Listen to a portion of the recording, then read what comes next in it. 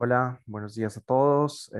Bienvenidos a este nuevo webinar de Cloudster enfocado en migración y modernización de aplicaciones en la nube.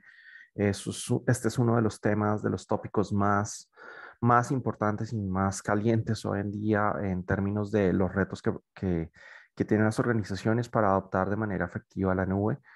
Y pues vamos a entrar a revisar varios de los aspectos a tener en cuenta, de las prácticas que se utilizan, de las tecnologías que se utilizan desde la perspectiva de em, implementación y negocio como tal, ¿no? Entonces, bueno, pues yo soy Ricardo González, soy CTO de Cloudster.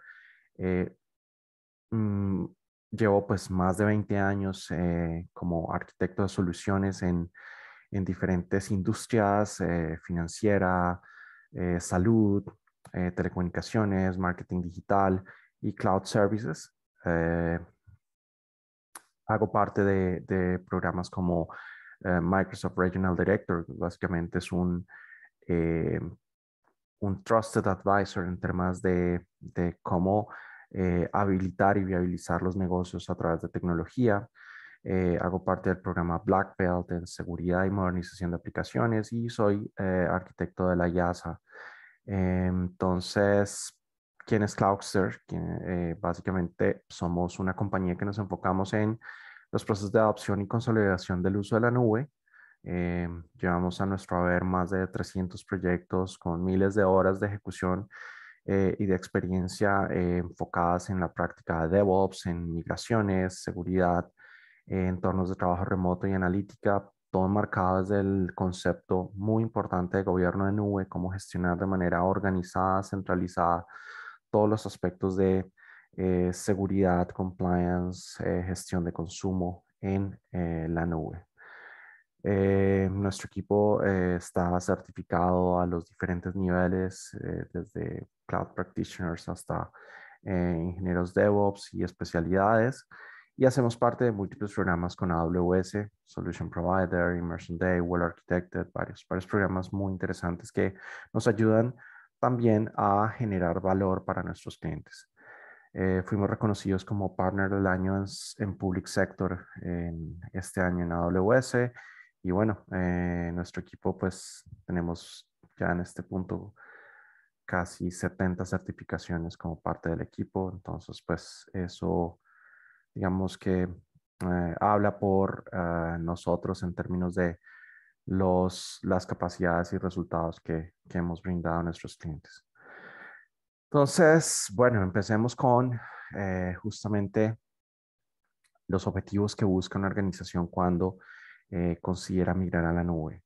Y estos son pues bastante variados, pero se enfocan principalmente en aspectos que tienen que ver con una mejor utilización de los recursos, el poder ser más costo efectivo, poder tener un menor costo total de propiedad, un TCO menor, incrementando el rendimiento y la flexibilidad, sobre todo la posibilidad de innovar con mayor rapidez para mantener la agilidad de los negocios. Uno de los retos más importantes hoy en día, y creo que pues eventos como la pandemia han puesto de manifiesto, es que si las organizaciones no tienen la capacidad de adaptarse rápidamente, se ven impactadas muy fuertemente por factores externos, ¿no? Esas amenazas que no controlamos, pero que se pueden dar y se pueden materializar. Entonces, la nube, pues, nos permite, de alguna manera, ser un poco más ágil y ser más flexibles en términos de cómo la tecnología soporta el negocio.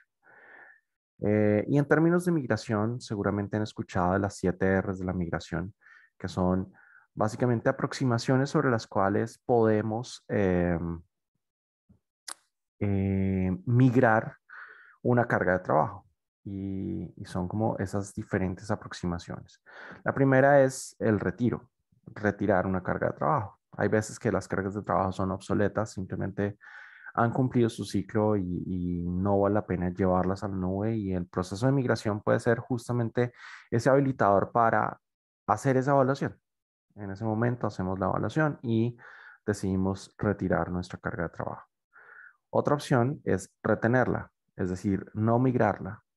Y pueden haber varias razones para no migrarla. Por ejemplo, cuando una carga de trabajo tiene dependencias con un hardware especializado, un hardware específico que de pronto no es soportado por la nube, esa es una opción, retenerla, mantenerla donde se está ejecutando, pues para mantenerla viable y pues, tener como algunas restricciones. Entonces, pues es otra opción, retenerla.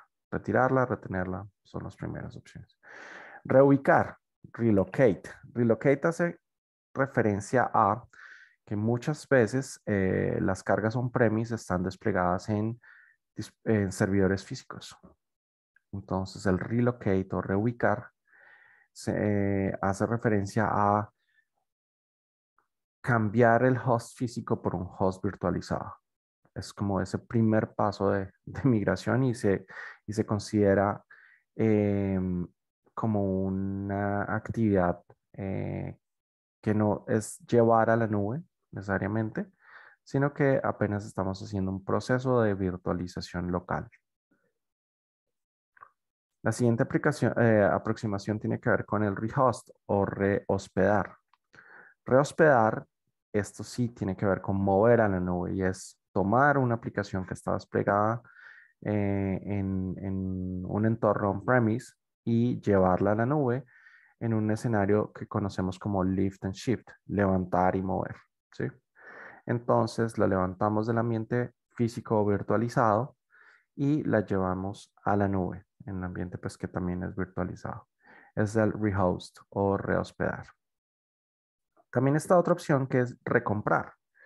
Recomprar, ¿qué quiere decir?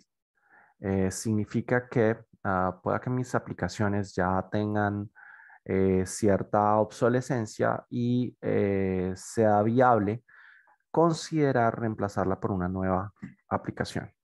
Y esto, por ejemplo, allí empiezan a haber opciones como software como servicio, que de pronto es mucho más sencillo de operar y administrar, pero que cumple la función de negocio de manera satisfactoria. Entonces, o pues por reemplazando por otra carga de trabajo, otro tipo de aplicación que cumple el mismo objetivo de negocio, pero que pueda desplegar en la nube. Entonces, el escenario de recompra se enfoca en eso. Replatform o replataforma, y esto es un escenario en el cual nosotros llevamos nuestra carga de trabajo a la nube, pero la desplegamos en un ambiente en el cual nuestro proveedor de nubes se encarga de buena parte de esa operación y administración. Es un ejemplo común, es cuando llevamos una base de datos a la nube. Entonces, nosotros podríamos llevar una copia de una máquina virtual que tenemos on-premise a la nube y eso sería un rehost.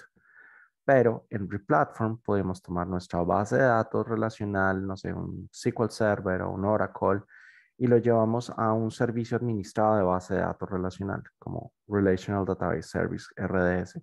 Lo desplegamos allí y ¿qué pasa? AWS empieza a tomar cierta responsabilidad en la administración y operación de ese recurso. Entonces, toda la parte de parchado de sistema operativo, gestión de vulnerabilidades del motor de base de datos, ese tipo de cosas hacen parte de la responsabilidad de eh, el proveedor de nube AWS. Am, Cosas como em, temas de backup se pueden configurar como parte del servicio. Pero entonces aquí lo importante es que ya nosotros nos quitamos ciertos elementos de la operación y en AWS se encarga de realizar esas tareas y eso es el replatform.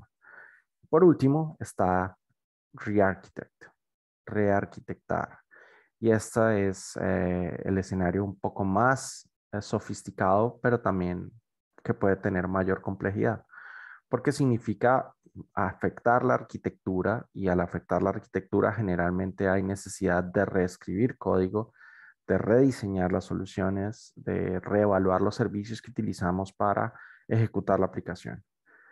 Pero a su vez, aunque es la más sofisticada y con mayor potencial complejidad, es la que mayor valor de negocio me genera. ¿Por qué? Porque al rearquitectar estoy inyectando la capacidad de ser más flexible de poder aprovechar los servicios de nube para poder ajustarme más rápido a los cambios que requiero desde la perspectiva de negocio. Entonces, al ser más flexible, al tener una arquitectura más amigable con la nube, eh, pues acelero e incremento el valor de mi carga de trabajo y de todo mi negocio. Las organizaciones que van a la nube tienen muchos retos que son comunes, pero uno de los que yo diría que es más común son los monolitos. Los monolitos son aplicaciones que plantean un reto de cara a la modernización. Y, pero ¿qué son los monolitos? Muchas veces las personas no tienen claro el concepto de monolito. Yo quiero hacer referencia a una fuente validada de conceptos como Wikipedia, en la cual la definición de monolito es: en ingeniería de software, una aplicación monolítica describe una aplicación de software de un solo nivel, es decir, que se despliega como un solo paquete, en la cual la interfaz de usuario y el código de acceso a datos se combinan en un solo programa desde una sola plataforma. Entonces, es todo una sola caja en la cual está la interfaz de usuario, el acceso a datos, la integración entre módulos, todo está en un solo paquete. Eso es un monolito. Eso plantea unos retos importantísimos desde la perspectiva tanto de negocio como técnica, porque eh, cuando lo vemos desde la perspectiva de negocio, un monolito reduce la capacidad de innovación. Somos más lentos para cambiarlo, somos más lentos para adaptarnos. Luego el tiempo de mercado, el time to market se vuelve más largo. Entonces cualquier nuevo feature va a tomar mucho más tiempo. Las fronteras de equipo son poco claras porque al final, como todo está en una sola base de código, pues lo que yo modifico como equipo de desarrollo de un módulo particular podría afectar a otros equipos, a otras funcionalidades. Lo mismo, eh, los cambios, precisamente por ese acoplamiento que hay, pues tienen efectos no visibles de manera inmediata. Entonces eso dificulta todos los procesos de prueba. Desde la perspectiva técnica, pues tienen correlación los mismos retos porque son aplicaciones de alto acoplamiento y baja cohesión. Todo lo contrario que una busca en una aplicación bien diseñada, que lo que es bajar el acoplamiento, es decir, que los componentes no dependan, no haya una dependencia tan fuerte entre los componentes y que haya una alta cohesión, es decir, que un componente, las funciones que realice, todas tengan relación entre sí, que sean cohesivas, que cumplan un propósito común. Entonces, las aplicaciones monolíticas tienen una implementación y un diseño completamente contrario a las buenas prácticas del diseño de software. El despliegue es muy difícil y poco frecuente, conectando con las limitaciones que puedo tener para la innovación, ¿no? Adicionalmente, las aplicaciones se vuelven muy frágiles y son difíciles de entender porque normalmente un monolito son aplicaciones que llevan mucho tiempo ejecutando, en las cuales los equipos de desarrollo han venido cambiando, han venido rotando.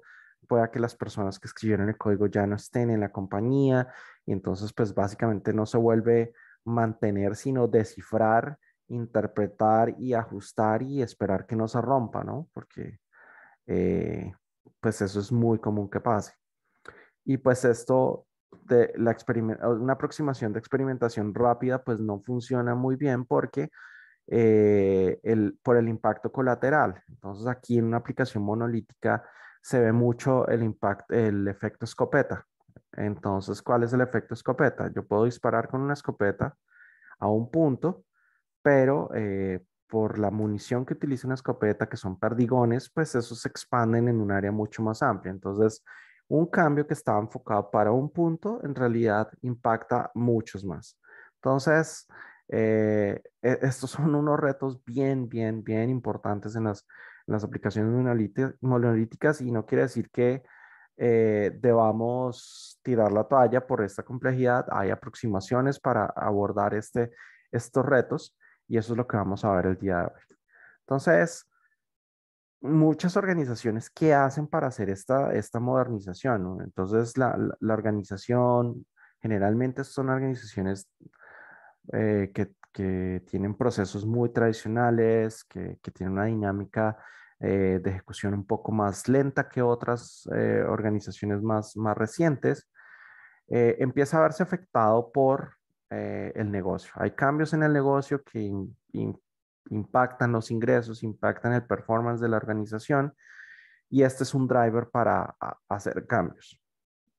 ¿Por qué? Porque esos cambios en el mercado pueden hacer evidente la dificultad de crecer los clientes o la misma aplicación, las mismas aplicaciones limitan o tienen un impacto menor en la adopción de nuevos clientes porque una estructura monolítica dificulta la innovación. Estamos totalmente como bloqueados en avanzar en los cambios porque la misma complejidad que mencionamos ahorita me limita ese avance. Y pues porque estamos llevando una experiencia subóptima a nuestros usuarios. Allí pues básicamente lo que vemos es que las aplicaciones monolíticas, como son difíciles de evolucionar, difíciles de adaptar, empiezan a tener una experiencia de usuario un poco retro y los usuarios pues básicamente no se sienten tan cómodos porque tienen otras experiencias mejores con otros clientes. Entonces, eso se vuelve una bola de nieve. Y lo que hace normalmente una organización que está on-premise es que trata de on-premise empezar a modernizarla y on-premise tenemos la limitación de, uno, recursos. Pues al final tenemos que invertir más para los recursos físicos de tecnología que voy a utilizar, pero también no solo la parte física, el hardware, sino también los servicios de software que puedo utilizar para modernizar las aplicaciones. Entonces, on-premise yo tengo una paleta mucho más limitada que la que puedo tener en la nube. No tengo servicios disponibles de inteligencia artificial, de gestión de APIs, de autoescalabilidad. O sea, hay una cantidad de funcionalidades nativas de la nube que no tengo on-premise. Y esa aproximación generalmente termina en un desastre, en un fallo. Esas intenciones de modernización on-premise normalmente no son efectivas, no son eficientes porque no aprovechan al máximo la tecnología de punta disponible en la nube. No la pueden aprovechar fácilmente. Entonces, para esto, esta aproximación definitivamente no es la mejor. Modernizar on-premise no funciona. Una otra aproximación que es mucho más efectiva y que hemos probado en múltiples escenarios es tener una aproximación por fases en la cual hacemos primero un lift and shift, que ya lo vimos, que es un rehosting, es en el cual movemos nuestras cargas de trabajo a la nube y luego tenemos una fase de modernización. Entonces, ¿qué logro con tener esta aproximación? En una primera fase, pues puedo lograr beneficios inmediatos y obtener ventajas rápidas en términos de costos, de productividad, de resiliencia de las aplicaciones y de agilidad para nuevas cargas de trabajo. En una segunda fase de modernización, pues ya teniendo las cargas de trabajo en la nube, podemos empezar a tomar a echar mano de los servicios disponibles en la nube. Todos los servicios que mencionaba, servicios de inteligencia artificial, autoescalado, balanceo de carga, API gateways, networking virtualizado totalmente configurable que me permita aislar las cargas de trabajo. En fin, o sea, toda la cantidad de servicios disponibles en la nube me van a facilitar también hacer cosas mucho más rápido y refactorizar mi aplicación. Entonces, en esa segunda fase de refactorización o rearquitectura de mis soluciones, pues hay diferentes patrones y diferentes metodologías y técnicas que yo puedo utilizar para ello. Hay patrones como el servicio auxiliar, las transacciones, las business transactions o transacciones de negocio, un servicio, mapear un servicio por equipo, los subdominios de negocios, que es una práctica del Domain Driving Design, que es el DDD, que es como básicamente la práctica de diseño de software que, que define las estructuras de microservicios. La tormenta de eventos o event storming, que básicamente es una forma de integrar eh, estos microservicios, o el Strangler Fig, o que se llama el higo estrangulador, y ya vamos a ver en qué consiste hoy en día, o en esta sesión, vamos a enfocarnos un poco en esta aproximación. Y aquí es importantísimo aclarar un concepto que mucha gente confunde, y es que los microservicios no son contenedores. Migrar a microservicios no significa contenerizar mis aplicaciones. Los contenedores son un mecanismo de despliegue, de empaquetado y despliegue de aplicaciones. Es como la empaqueto y cómo la vuelvo un paquete estándar que puedo desplegar en múltiples runtimes. Pero no significa que porque está en contenedores estoy hablando de microservicios. El microservicio es más una aproximación arquitectónica al software, más no un mecanismo de despliegue. Yo puedo tener microservicios con múltiples tecnologías. ¿Puedo implementarlos con contenedores? Sí, lo puedo implementar con contenedores, pero no son lo mismo. Y entonces mucha gente habla de manera indistinta de, es que yo uso Docker y uso Kubernetes y entonces estoy usando microservicios y resulta que lo que tienen es un monolito contenerizado. Entonces, la arquitectura de microservicios tiene que ver más con el software, no con el despliegue. Los contenedores tienen que ver con el empaquetado y despliegue y no con qué es lo que corre dentro. ¿Ok? Eso es importantísimo, importantísimo. Es un mito o una interpretación incorrecta de lo que es cada concepto. Ahora, eh, migrar a microservicios. Entonces, mucha gente dice, bueno, migremos a microservicios y es lo que les decía, que a veces piensan que migrar a microservicios es contenerizar y migrar a microservicios suena más fácil de lo que es. No siempre se tiene conocimiento para iniciar y para hacerlo bien. El Domain Driven Design es una de las prácticas que me ayudan a hacer muy bien un diseño de microservicios, pero que son menos conocidas en las comunidades de desarrollo de software, en los equipos de desarrollo de software.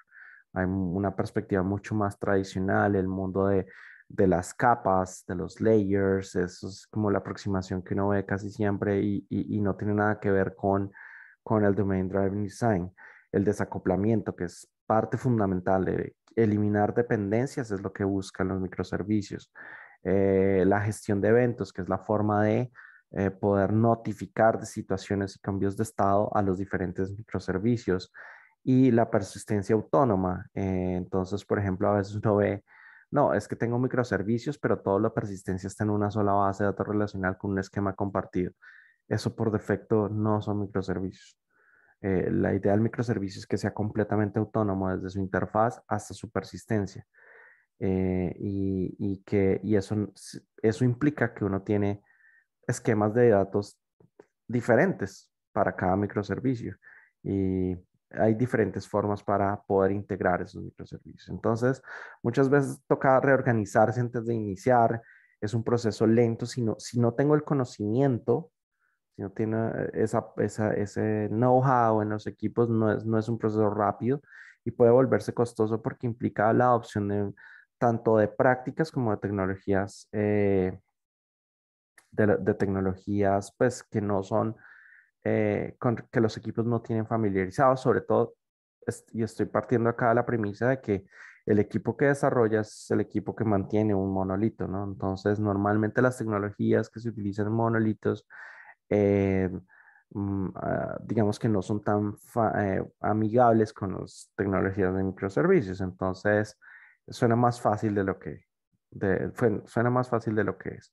Aquí vamos a ver una aproximación con la cual podemos simplificar ese proceso, volverlo un poco más fácil. ¿Por qué quisiéramos refactorizar y por qué quisiéramos refactorizar a microservicios?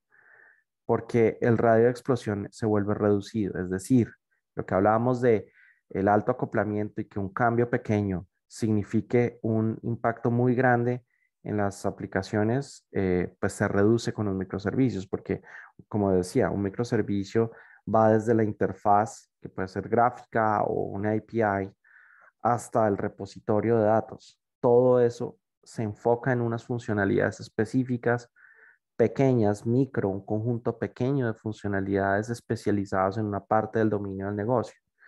¿Sí? Entonces, los cambios que yo haga en ese microservicio, pues no impactan a otros microservicios.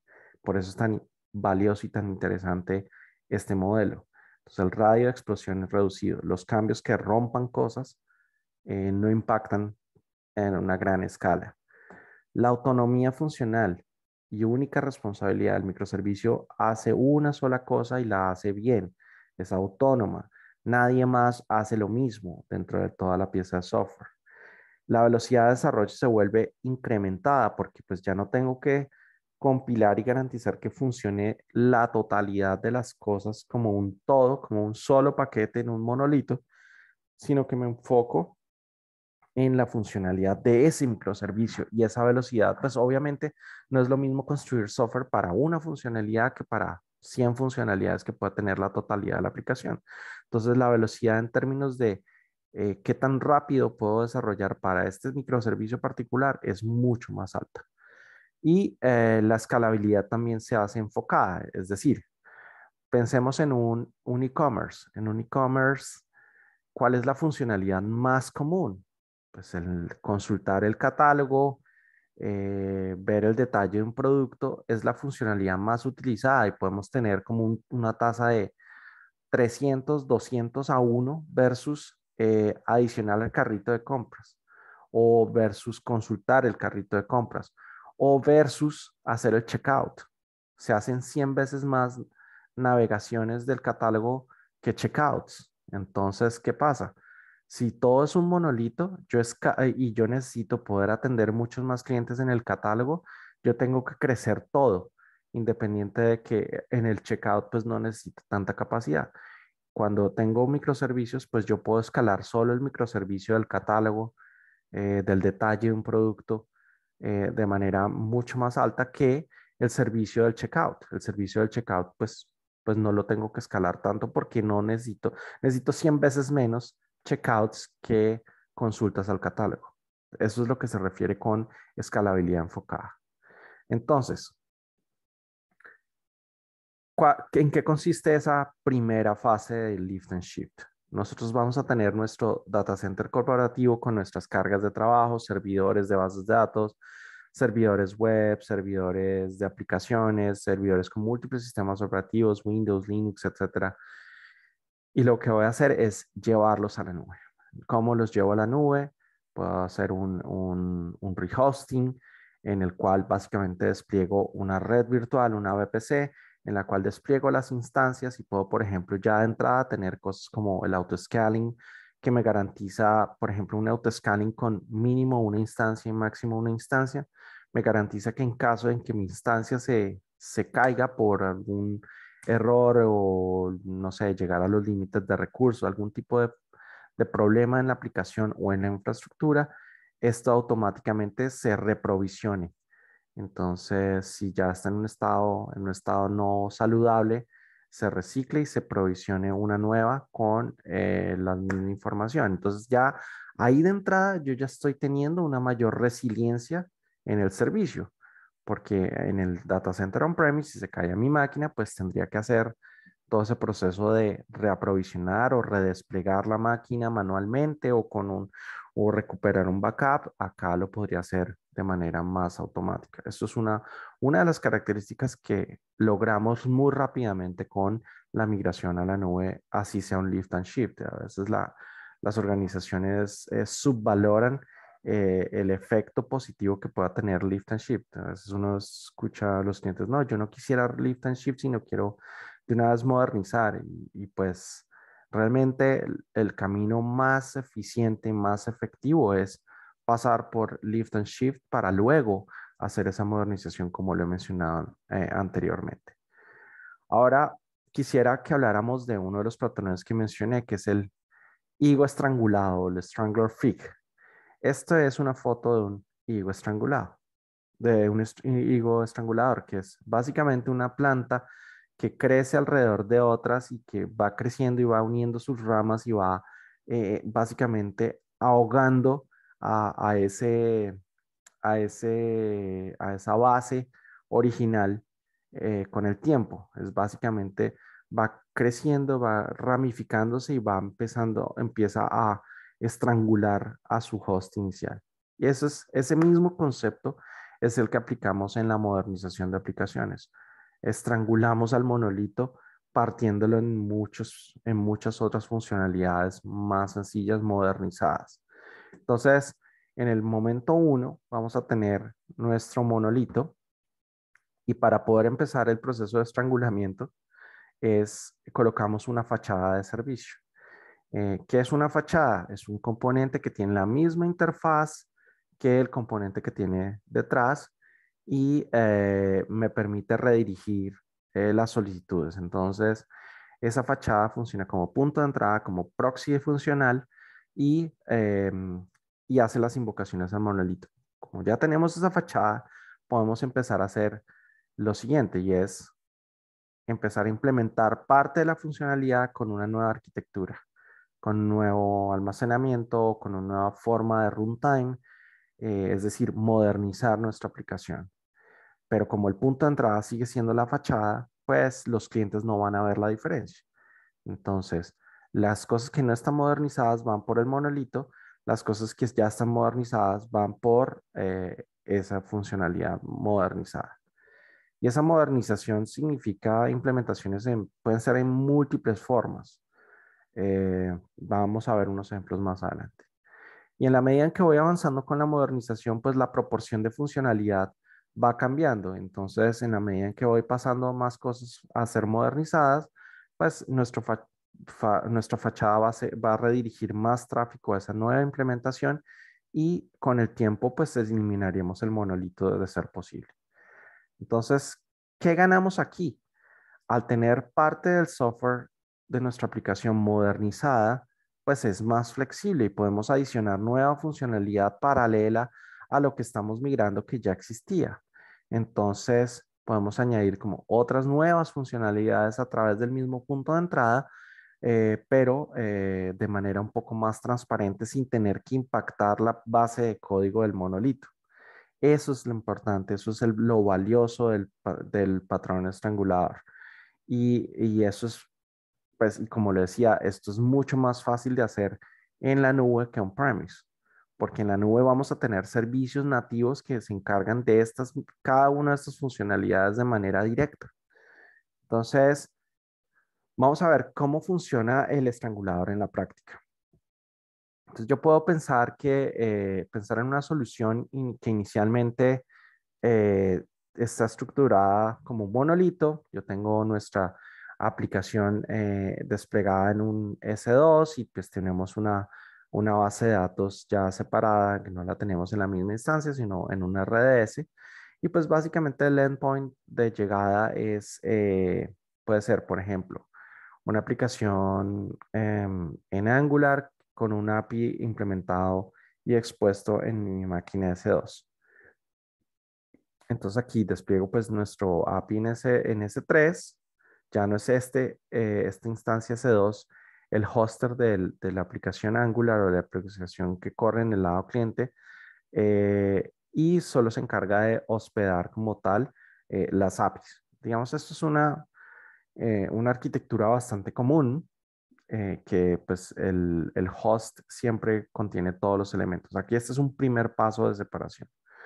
Pero, em, ¿qué significa empezar a colocar una fachada y empezar a separar los servicios? Entonces pensemos en algo como esto.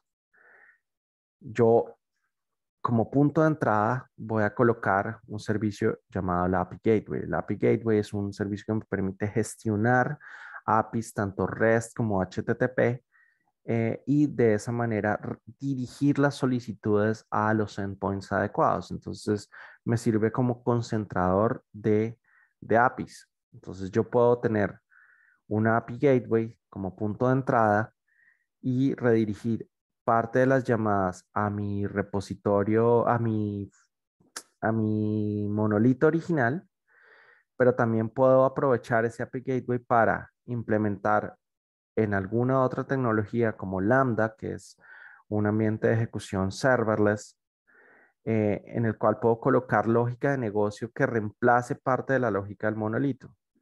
Entonces, eh, parte de ese tráfico va al monolito y la nueva implementación de, por ejemplo, aquí el carrito de compras va enfocada a la ejecución sobre Lambda. Lambda, por ejemplo, ese componente podría depender de otras funcionalidades del monolito, entonces puede hacer llamados directos al monolito, em, pero pues su lógica la va a tener acá. Ahora, aquí es otro de los elementos que mencionaba del diseño de microservicios y es el aislamiento del almacenamiento. Fíjense que el monolito utiliza una base de datos relacional, pero esta nueva implementación de servicio, yo voy a decir, bueno, no voy a utilizar la misma base relacional, sino voy a utilizar en este caso DynamoDB para almacenar lo específico al servicio del carrito de compras. ¿Sí? Entonces, fíjese que al colocar aquí, ¿qué cosas hay que no hay on-premise? No hay un API Gateway on-premise como un appliance. Realmente hay software que permite implementar un API Gateway, pero pues al final tendría que configurarlo como servicio y pues aprender a utilizar un API Gateway por software directamente. Eso necesitaría una instancia para hostearlo y pues toda la configuración para establecer estas rutas, ¿no? API Gateway es un servicio nativo de AWS y pues cada ruta de tráfico pues se puede configurar como parámetros del API Gateway. Ahora, ¿qué otras cosas no hay? Un servicio como Lambda. En on-premise no tengo algo como Lambda que me permita construir piezas de código que no requieran instancias para ejecutarse, sino que yo los pueda codificar y tener en ejecución en un ambiente totalmente administrado por AWS. ¿Qué otras cosas no hay? Bases de datos como Dynamo, una base de datos llave valor, que es totalmente administrada, que no tengo instancias de Dynamo para operar y administrar, simplemente gestiono su capacidad. Dependiendo, la puedo poner on demand, entonces esto pues va a crecer en la medida que esto crezca en consumo. Y RDS, pues tampoco, tampoco lo tengo en premise, que es básicamente nuestra base de datos relacional administrada. Entonces, fíjense que toda esta funcionalidad se soporta en servicios ya nativos de AWS. Y eso es una característica bien interesante. Ahora, podemos irnos un poco más sofisticados y podemos empezar a separar de mejor manera. Fíjense que aquí lo estoy haciendo en una sola VPC, en una sola red, pues como el primer paso. Pero esto tiene también unos retos y es que al tenerlo todo en la misma VPC, pues no tengo aislamiento de gestión, aislamiento operativo, aislamiento de costos necesariamente no lo tengo porque pues yo puedo identificar a qué corresponde cada cosa, pero pues al final todo está dentro de una sola cuenta. Y pues los temas de autorización y autenticación sobre una sola cuenta pues tendrían que tener mucho más detalle. Por ejemplo, ¿quién es el equipo que gestiona este servicio del carrito de compras? ¿O quién es el equipo que gestiona el monolito en sí?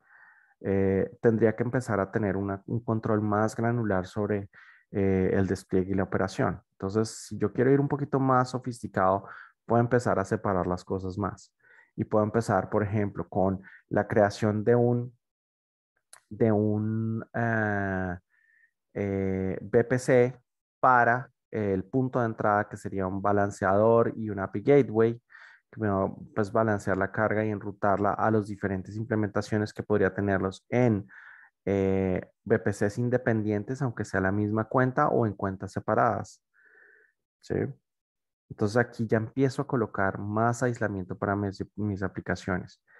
Y aquí vamos a poder explorar la utilización de unos nuevos servicios que tiene disponibles AWS. Esto se puede hacer de manera manual o podemos también utilizar un servicio que se llaman los Refactor Spaces. Ya ahorita voy a hablar un poquito más en detalle.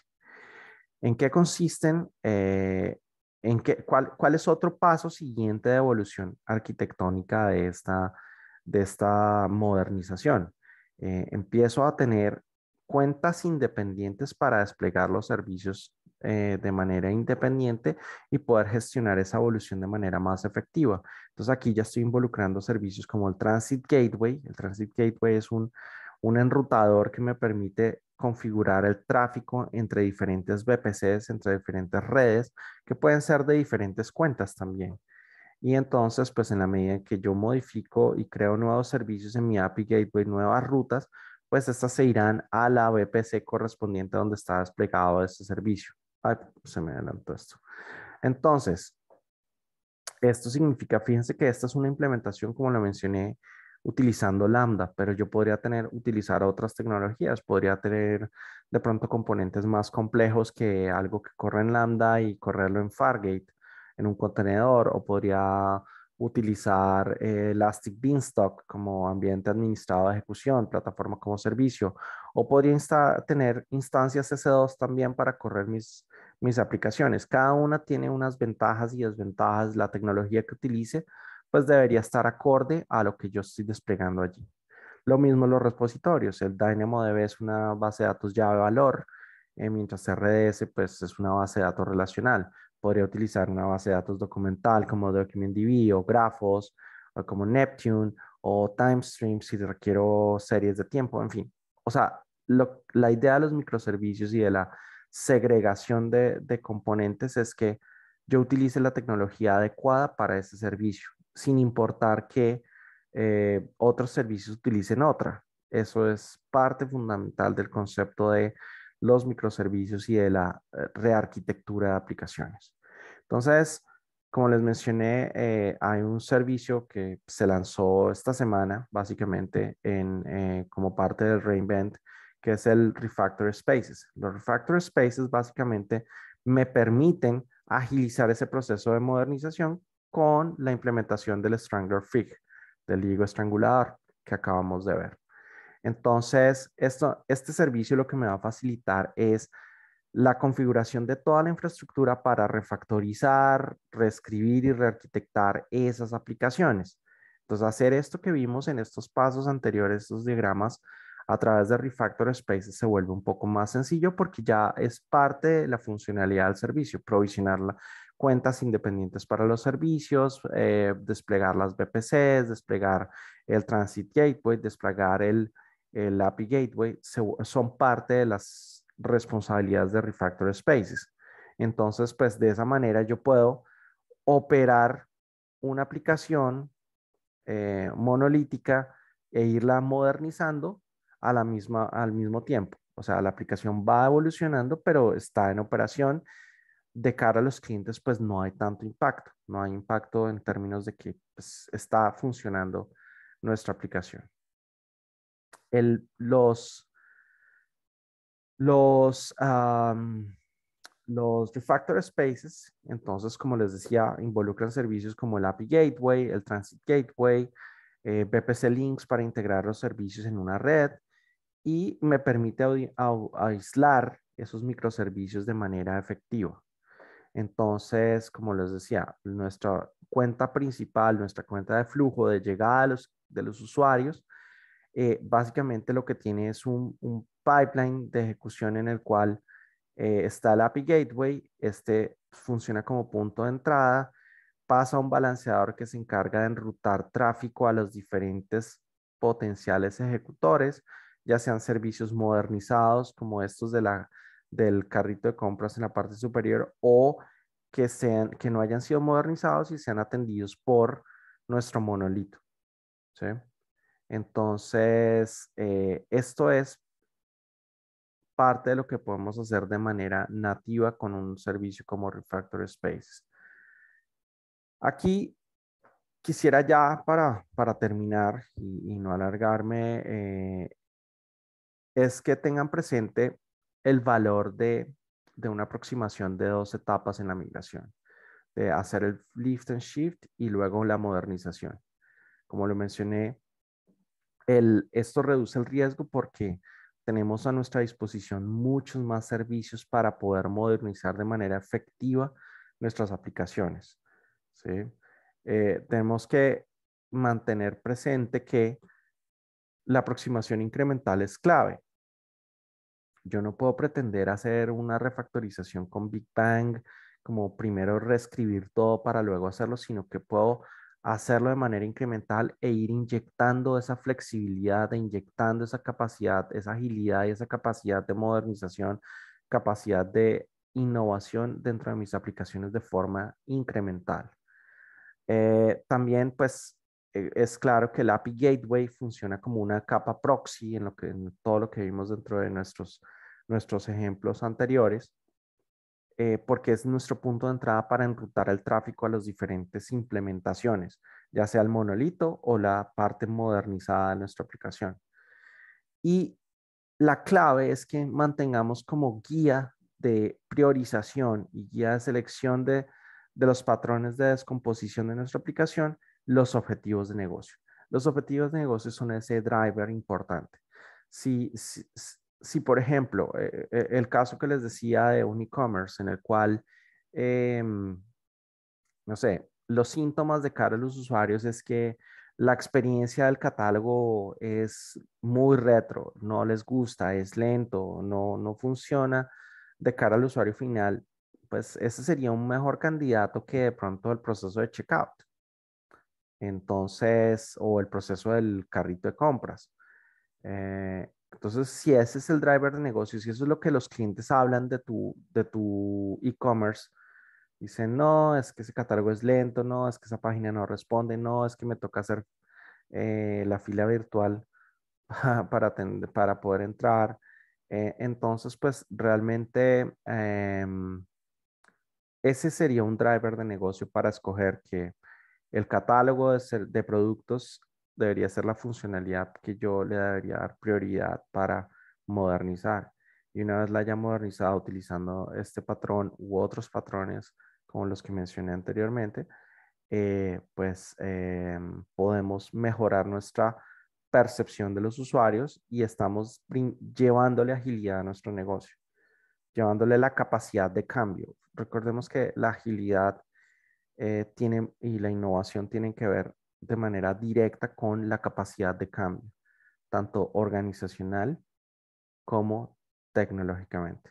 Entonces, eso es un mensaje importantísimo. El negocio es el que guía esas decisiones. Y pues no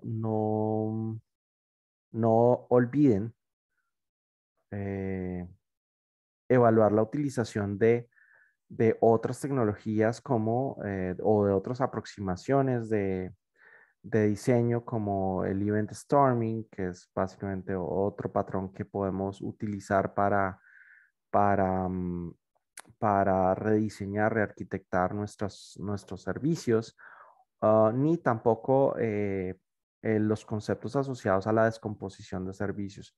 Hay muchísima documentación disponible, muchos libros que nos pueden ayudar a entender mejor el proceso de rediseño y de diseño de servicios, enfocándonos en la parte de microservicios y mantener clara también la diferencia entre lo que es una tecnología de implementación, una tecnología de empaquetado y despliegue como los contenedores, a lo que son los microservicios. Los microservicios, como lo dije y insisto, es una aproximación arquitectónica que tiene que ver con más cómo está diseñado e implementado el software y no cómo está desplegado y ejecuta. Y esa es la diferencia entre microservicios y contenedores. Entonces, eh, el mensaje final es que si requieren apoyo en todas sus iniciativas de migración y modernización de aplicaciones, no duden en contactarnos. Estamos disponibles para ayudarles en esas iniciativas, ayudarles a armar ese camino más efectivo, más eficiente para ese proceso de migración y de modernización. Muchísimas gracias por su atención el día de hoy y los espero en el próximo webinar de Cloudster. Que estén muy bien.